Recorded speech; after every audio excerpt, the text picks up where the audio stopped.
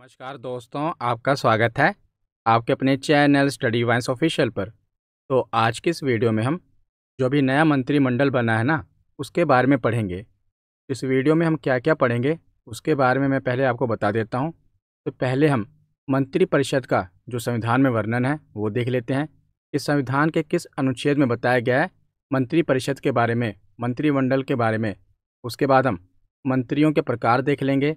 मंत्रियों के प्रकार में हम जो कैबिनेट मंत्री, राज्य मंत्री और राज्य मंत्री स्वतंत्र प्रभार में अंतर क्या होता है वो पढ़ेंगे।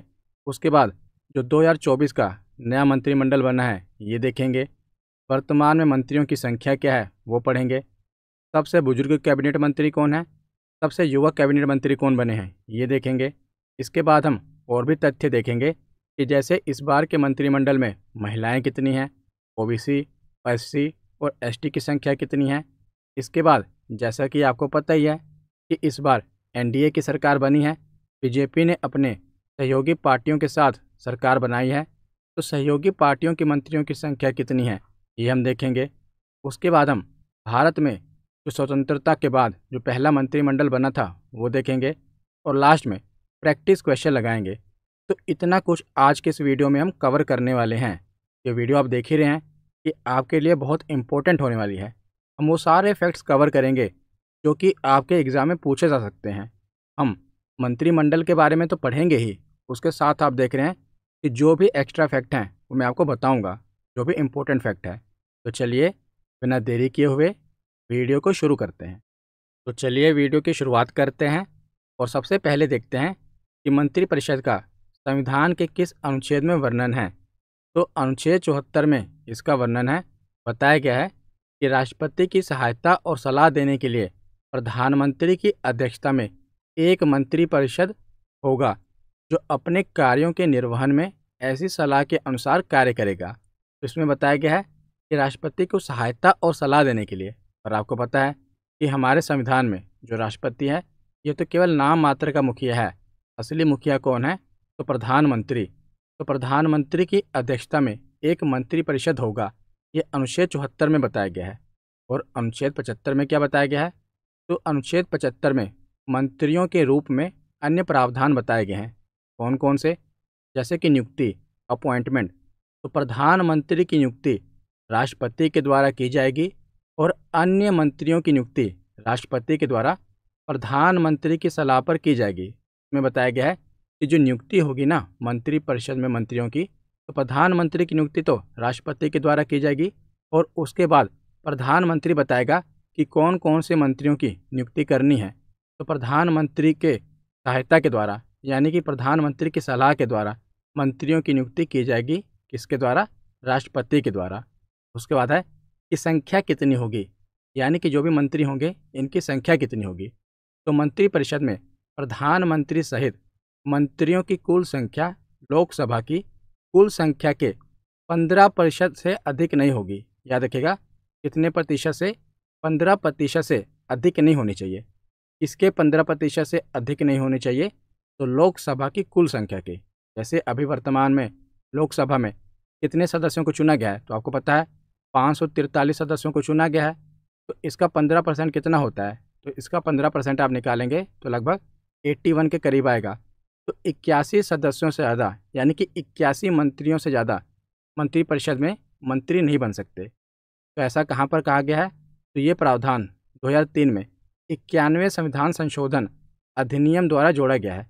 क्योंकि पहले क्या होता था कि जो गठबंधन की सरकार जब बनती थी तो सभी को मंत्री बनना है, तो कितने भी मंत्री बन जाते थे, क्योंकि सभी को कैबिनेट मंत्री या राज्य मंत्री बनना होता है। तो इस प्रकार तो कितने भी मंत्री बन सकते हैं।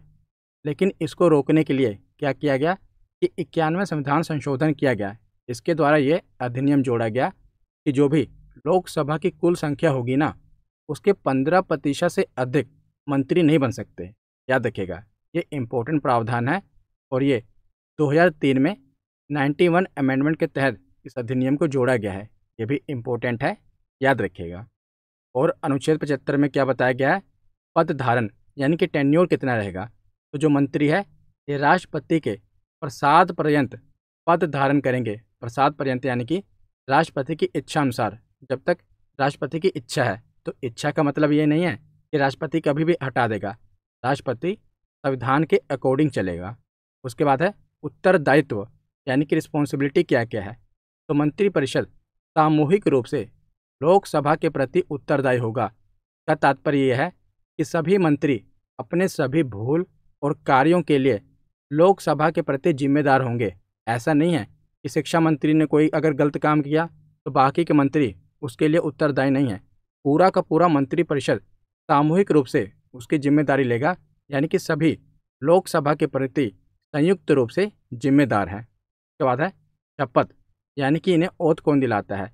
तो राष्ट्रपति, प्रधानमंत्री और मंत्रियों को शपथ दिलाते हैं। ये आपने देखा होगा अभी न्यूज़ में कि राष्ट्रपति ने प्रधानमंत्री और मंत्रियों को शपथ दिलाई थी। उसके बाद है कि योग्यता कितनी होनी चाहिए मंत्रिपरिषद में मंत्री बनने के लिए। तो मंत्रिपरिषद का सदस्य बनने के लिए व्यक्ति को संसद का सदस्य होना चाहिए। अगर वो नहीं है तो 6 महीने में सदस्य बनना अनिवार्य होगा। आपने देखा होगा कि इस बार क्या बहुत बार ऐसे मंत्री बना दिए जाते हैं जो कि चुनाव नहीं जीतते होते। इस बार भी आपने देखा होगा कि कई ऐसे मंत्री बने हैं जो कि लोकसभा का चुनाव हार गए हैं। तो ऐसा कैसे हो सकता है? तो ऐसा संविधान में प्रावधान है कि किसी को भी मंत्री बनाया जा सकता है, लेकिन शर्त क्या है कि अगर कोई चुनाव नहीं जीता, यानी कि अगर वो संसद के ना तो लोकसभा में है ना राज्यसभा में है, तो 6 महीने के अंदर उसे संसद का सदस्य बनना अनिवार्य है। ज़्यादातर क्या होता है कि जो लोकसभा का चुनाव हार जाते हैं ना, सरकार क्या करती है, उन्हें राज्यसभा का सदस्य बना देती है 6 महीने के अंदर। 6 महीने के अंदर अगर वो राज्यसभा के भी सदस्य बन जाएं तब भी वो इसके योग्य हैं, क्योंकि ये बताया गया है कि जब वो मंत्रिपरिषद में मंत्री की शपथ लेंगे उसके बाद 6 महीने के अंदर उनका सदस्य बनना अनिवार्य है। सदस्य कहाँ पर बनना अनिवार्य है? तो संसद का। और संसद के कितने सदन हैं? 2 सदन हैं, लोकसभा और राज्यसभा। तो या तो वो लोकसभा के सदस्य बन जाएं या राज्यसभा के सदस्य बन जाएं, लेकिन 6 महीने के अंदर उनका सदस्य बनना अनिवार्य है। इसके बाद आगे है मंत्रियों के प्रकार। तो मंत्रियों के प्रकार में आप देखेंगे कि 3 प्रकार के मंत्री हैं। एक है कैबिनेट मंत्री, दूसरे हैं राज्य मंत्री स्वतंत्र प्रभार और तीसरे हैं राज्य मंत्री। तो देखिए इन तीनों में अंतर क्या होता है मैं आपको समझाता हूँ। तो जो कैबिनेट मंत्री होते हैं ना, ये डायरेक्ट रिपोर्ट किसको करते हैं? तो प्रधानमंत्री को करते हैं। और जो बड़े बड़े मंत्रालय होते हैं इन्हीं के अधीन होते हैं, कैबिनेट मंत्री के अधीन। जैसे जो भी मंत्रालय आप देखते हैं, शिक्षा मंत्रालय, विदेश मंत्रालय, ये अपने मंत्रालय के हेड होते हैं और ये रिपोर्ट किसको करते हैं? तो प्रधानमंत्री को रिपोर्ट करते हैं। इनकी सहायता के लिए राज्य मंत्रियों को भी नियुक्त किया जाता है। तो राज्य मंत्री, मिनिस्टर ऑफ स्टेट जो होते हैं, ये कैबिनेट मंत्री की सहायता करते हैं। ये कैबिनेट मंत्री को रिपोर्ट देते हैं। जैसे मान लीजिए विदेश मंत्रालय है, तो विदेश मंत्रालय के वर्तमान में विदेश मंत्री कौन है? तो कौन है? एस जयशंकर। तो ये कैबिनेट मंत्री हैं। इनकी सहायता के लिए राज्य मंत्री भी बनाए गए हैं। तो राज्य मंत्री क्या करेंगे? कैबिनेट मंत्री को रिपोर्ट देंगे। और कैबिनेट मंत्री किसको रिपोर्ट देंगे? तो प्रधानमंत्री को रिपोर्ट देंगे। याद रखिएगा, राज्य मंत्री डायरेक्ट प्रधानमंत्री को रिपोर्ट नहीं देते। ये किसको रिपोर्ट देते हैं? ये कैबिनेट मंत्री के प्रति जवाबदेही होती है। कैबिनेट मंत्री प्रधानमंत्री को जवाब देता है। और इसी प्रकार राज्य मंत्री स्वतंत्र प्रभार होते हैं, इंडिपेंडेंट चार्ज। ये राज्य मंत्री स्वतंत्र प्रभार कौन होते हैं? तो इनको जो छोटे मोटे मंत्रालय होते हैं ना, वो राज्य मंत्री स्वतंत्र प्रभार को सौंप दिए जाते हैं। राज्य मंत्री और राज्य मंत्री स्वतंत्र प्रभार में अंतर क्या है? ये भी कैबिनेट मंत्री की तरह ही होते हैं, पर अगर आप रैंकिंग में देखें तो कैबिनेट मंत्री सबसे ऊपर होगा, उसके बाद राज्य मंत्री स्वतंत्र प्रभार आएगा, उसके बाद राज्य मंत्री आता है। इनकी पावर भी कैबिनेट मंत्री की तरह होती है, लेकिन जो राज्य मंत्री होते हैं ये किसके प्रति जवाबदेही होते हैं? कैबिनेट मंत्री के प्रति ना। लेकिन जो राज्य मंत्री स्वतंत्र प्रभार होते हैं इनके ऊपर कोई कैबिनेट मंत्री नहीं होता। ये कैबिनेट मंत्री के भार से मुक्त होते हैं, के भार से स्वतंत्र होते हैं, इसीलिए स्वतंत्र प्रभार। राज्य मंत्री के ऊपर कोई भी कैबिनेट मंत्री नहीं होता, ये भी डायरेक्ट प्रधानमंत्री को ही रिपोर्ट करते हैं। याद रखिएगा, तो राज्य मंत्री स्वतंत्र प्रभार जैसे कोई छोटा मोटा मंत्रालय होता है ना, वो इनको दे दिया जाता है और ये डायरेक्ट प्रधानमंत्री को रिपोर्ट करते हैं। तो आशा करता हूँ आपको समझ में आया होगा कि कैबिनेट मंत्री, राज्य मंत्री स्वतंत्र प्रभार और राज्य मंत्री में अंतर क्या है। इसके बाद आगे देखते हैं। तो आगे हम देखते हैं कि इस बार मंत्रिपरिषद में मंत्रियों की संख्या कितनी है। तो देखिए, एक तो प्रधानमंत्री हो गए ना, उसके बाद 30 कैबिनेट मंत्री बने हैं, राज्य मंत्री स्वतंत्र प्रभार 5 बने हैं, और राज्य मंत्री कितने बने हैं? तो 36 राज्य मंत्री बने हैं। तो टोटल कितने मंत्रिपरिषद में मंत्री हैं? तो 72 हैं, प्रधानमंत्री को इंक्लूड करके। कितने बने हैं? मंत्रिपरिषद में मंत्रियों की संख्या कितनी है? तो 72 है, याद रखिएगा। और बन कितने सकते हैं? तो 81 मंत्री इस बार बन सकते हैं, जिसमें से 72 बनाए गए हैं, याद रखिएगा। इसके बाद आगे देखते हैं। तो आगे अब हम जो नया मंत्रिमंडल बना है ना, उनके बारे में पढ़ते हैं कि कौन कौन मंत्री बना है। तो सबसे पहले हैं प्रधानमंत्री श्री नरेंद्र मोदी। तो इनके पास कौन कौन सा मंत्रालय है? सबसे पहले तो ये प्रधानमंत्री हैं, यानी कि सभी सदस्यों ने इन्हें अपना नेता चुना है, ये प्रधानमंत्री बने हैं। उसके बाद कार्मिक, लोक शिकायत और पेंशन मंत्रालय ये किसके अधीन है? तो प्रधानमंत्री के अधीन है। परमाणु ऊर्जा विभाग भी प्रधानमंत्री के अधीन है। अंतरिक्ष विभाग भी प्रधानमंत्री के अधीन है। और सभी महत्वपूर्ण जो नीतिगत मुद्दे हैं ये भी प्रधानमंत्री के अधीन हैं। तो ये आप याद रखिएगा कि अंतरिक्ष विभाग, परमाणु ऊर्जा विभाग, कार्मिक, लोक शिकायत और पेंशन मंत्रालय किसके अधीन है? तो प्रधानमंत्री श्री नरेंद्र मोदी के अधीन है। तो राजनाथ सिंह को रक्षा मंत्री बनाया गया है, ये तो आपको याद ही हो गया होगा, बहुत बार इन्हें रक्षा मंत्री बनाया जा चुका है। तो राजनाथ सिंह रक्षा मंत्री बने हैं। और अमित शाह पहले की तरह ये गृह मंत्री हैं और सहकारिता मंत्री हैं। पहले भी ये गृह मंत्री थे और सहकारिता मंत्री थे, इन्हें दोबारा गृह मंत्री और सहकारिता मंत्री बनाया गया है। Nitin Gadkari ji, Bob the builder, ये भी सड़क परिवहन और राजमार्ग मंत्री बने हैं। Minister of road transport and highways बने हैं। इन्होंने बहुत अच्छा काम किया है इस मंत्रालय में, तो इन्हें दोबारा सड़क परिवहन और राजमार्ग मंत्री बनाया गया है। इसके बाद आगे हैं तो जगत प्रकाश नड्डा, ये इस बार नया कैबिनेट मंत्री बने हैं। पिछली बार ये बीजेपी के अध्यक्ष थे, पर इन्हें इस बार स्वास्थ्य मंत्री बनाया गया है। तो स्वास्थ्य और परिवार कल्याण मंत्री कौन बने हैं? तो जगत प्रकाश नड्डा। और इन्हें रसायन और उर्वरक मंत्री भी बनाया गया है। Minister of chemical and fertiliser भी बनाया गया है, याद रखिएगा। ज़्यादा इम्पोर्टेंट है कि इन्हें इस बार स्वास्थ्य मंत्री, हेल्थ मिनिस्टर बनाया गया है। पिछली बार इनकी कैबिनेट में जगह नहीं थी, ये बीजेपी के अध्यक्ष थे, और इस बार इन्हें हेल्थ मिनिस्टर बनाया गया है। उसके बाद है पीयूष गोयल। तो पीयूष गोयल को वाणिज्य और उद्योग मंत्रालय दिया गया है, ये minister of commerce and industry हैं, याद रखिएगा। उसके बाद आगे देखते हैं तो लल्लन सिंह को पंचायती राज मंत्री, मत्स्य पालन, पशुपालन और डेयरी मंत्रालय दिया गया है। पिछली बार ये भी मंत्री नहीं थे, इस बार इन्हें पंचायती राज मंत्री, मत्स्य पालन, पशुपालन और डेयरी मंत्री बनाया गया है। इसके बाद है निर्मला सीतारमण जी।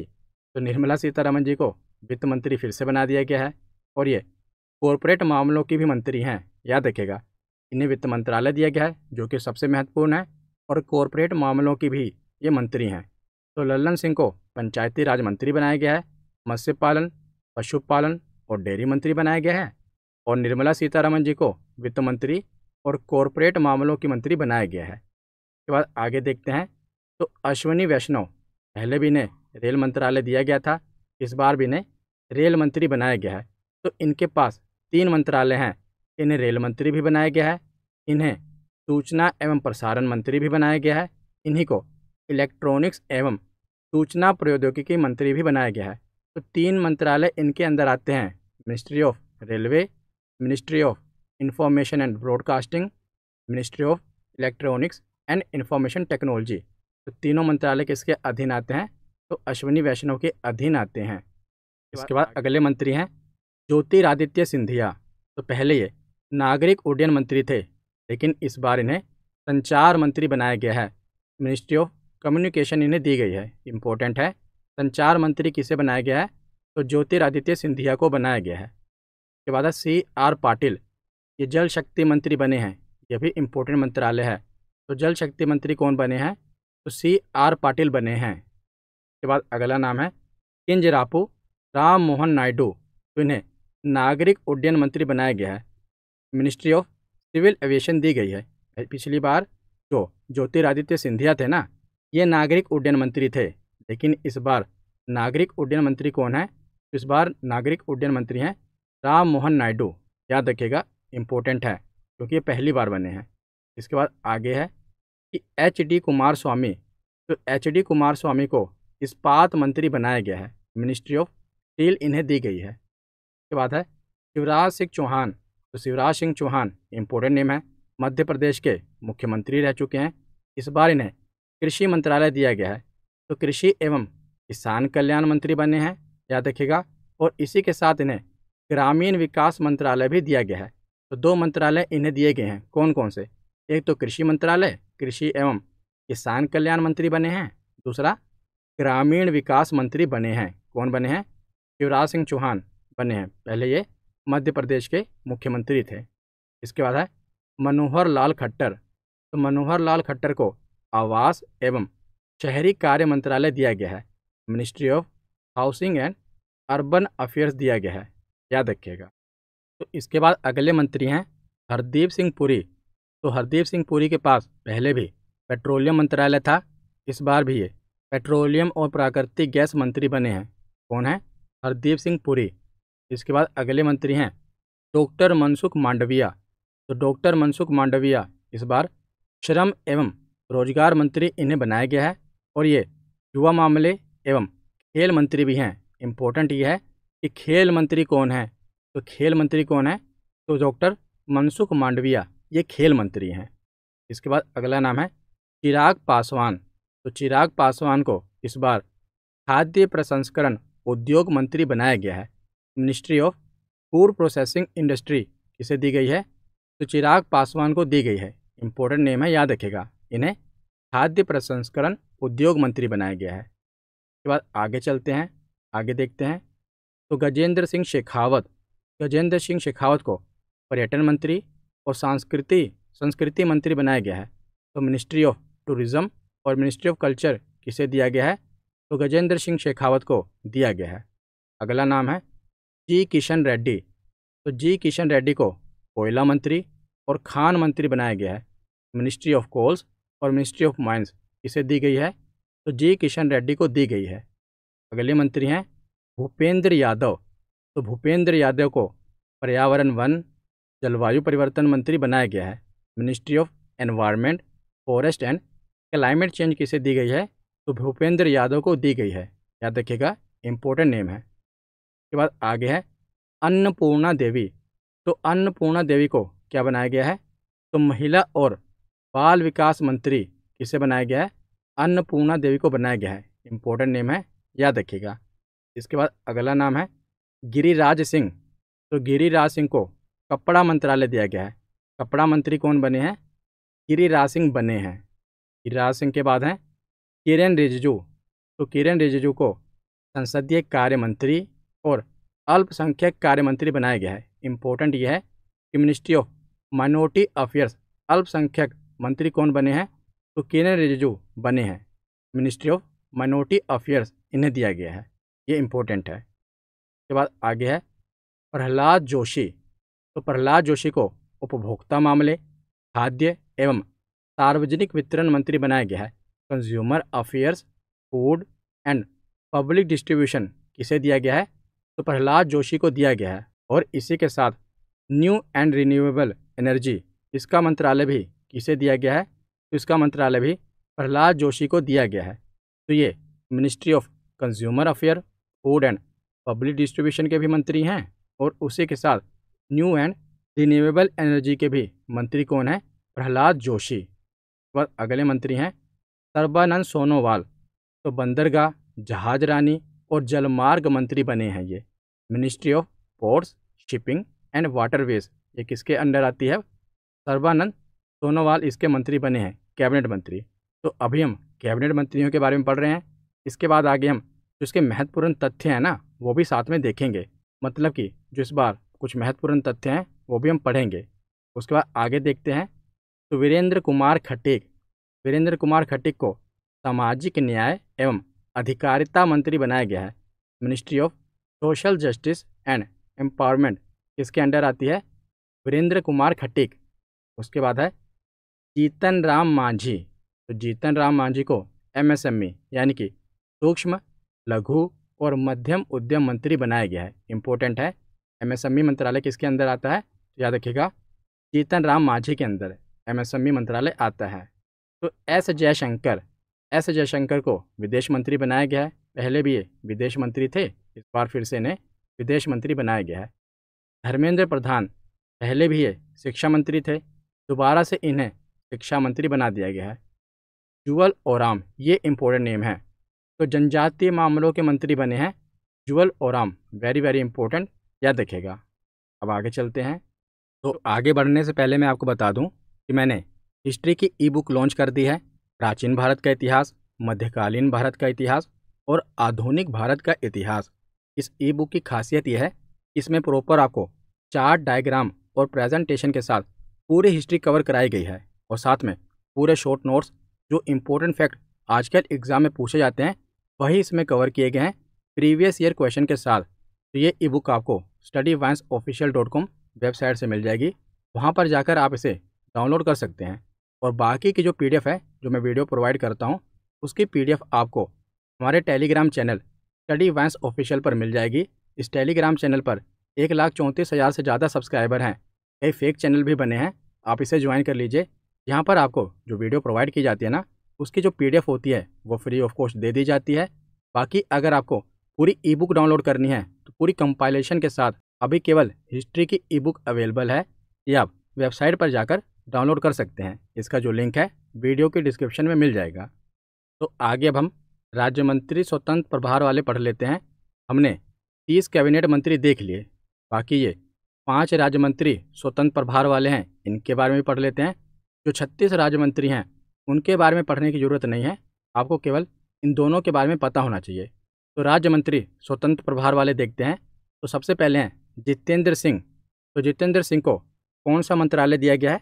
ये राज्य मंत्री हैं, याद रखेगा, इंडिपेंडेंट इंचार्ज वाले। तो विज्ञान एवं प्रौद्योगिकी मंत्रालय के राज्य मंत्री इन्हें बनाया गया है और इसी के साथ पृथ्वी विज्ञान मंत्रालय के राज्य मंत्री भी ये बने हैं। तो मैंने आपको बताया ना कि कुछ छोटे मोटे मंत्रालय होते हैं, ये राज्य मंत्री स्वतंत्र प्रभार वालों को दे दिए जाते हैं। उसके बाद आगे है अर्जुन राम मेघवाल, इन्हें विधि एवं न्याय मंत्रालय का राज्य मंत्री बनाया गया है। इंडिपेंडेंट चार्ज दिया गया है किसका? Ministry of law and justice का। उसके बाद है प्रताप राव गणपत राव जाधव, इन्हें आयुष मंत्रालय का राज्य मंत्री बनाया गया है।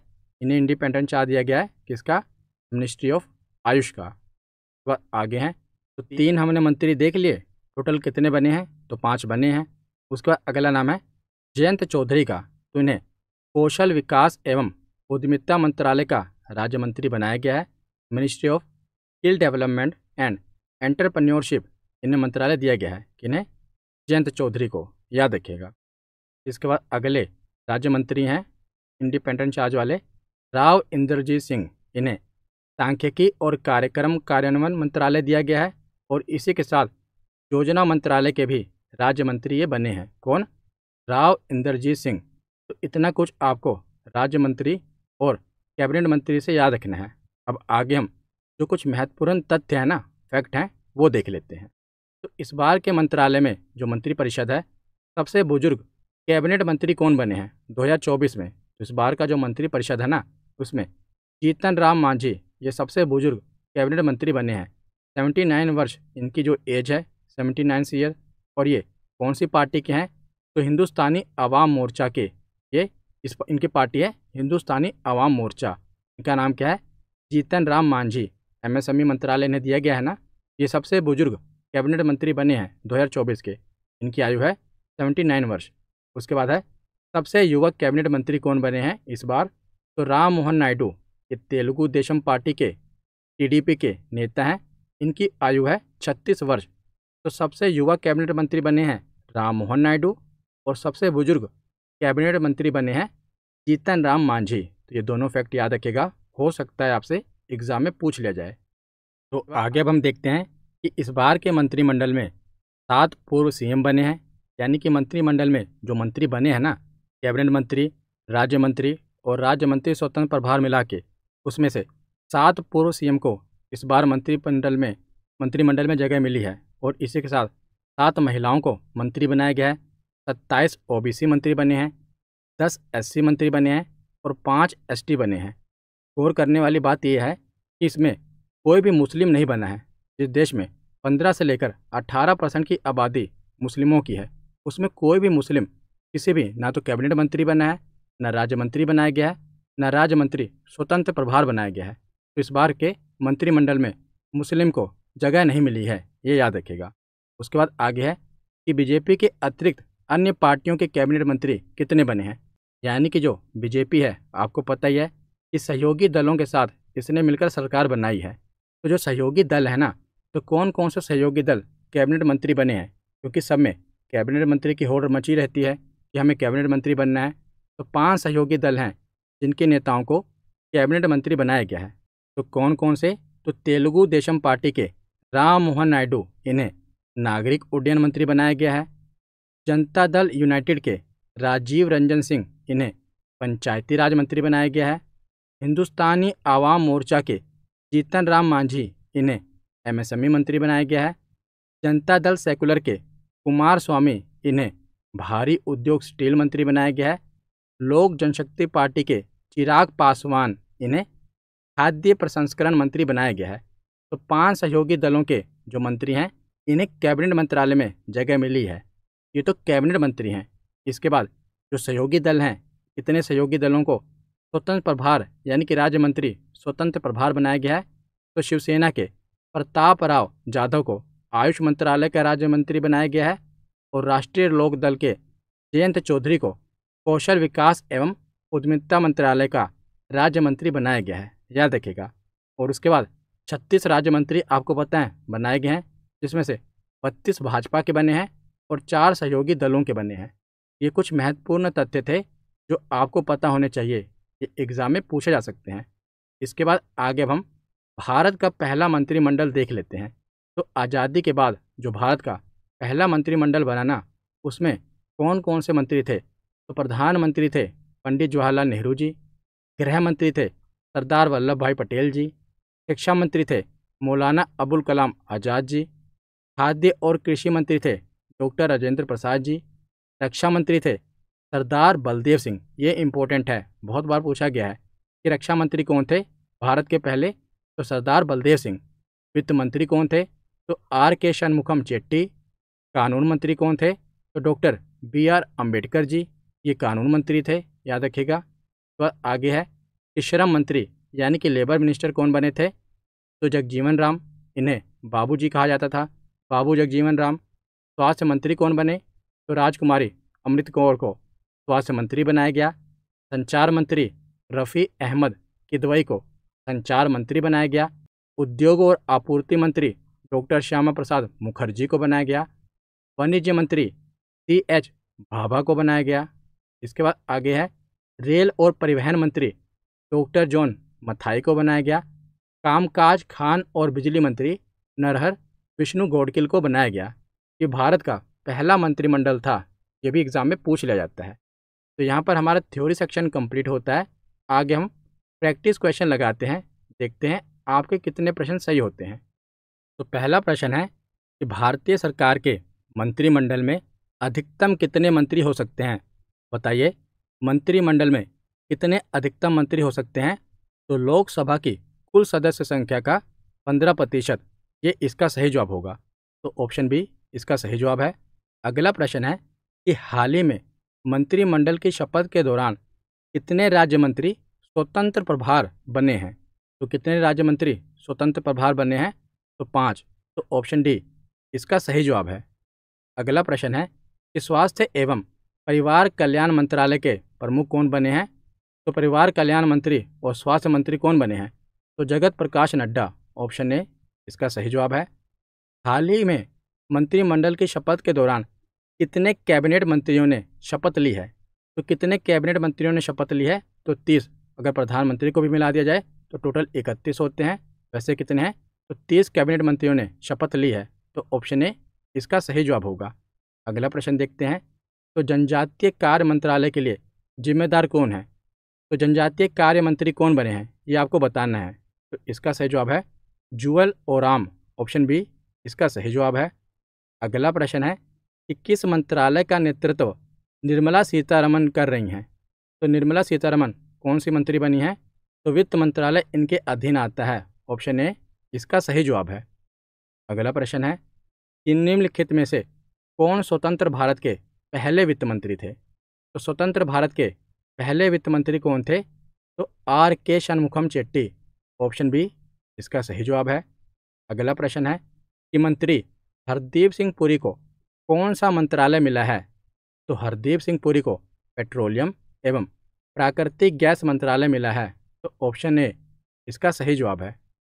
अगला प्रश्न है कि युवा एवं खेल मंत्री कौन बने हैं? तो खेल मंत्री कौन बने हैं मैंने आपको बताया था। तो इसका सही जवाब क्या होगा? मनसुख मांडविया। ऑप्शन ए सही जवाब है। इन्हें युवा एवं खेल मंत्री बनाया गया है।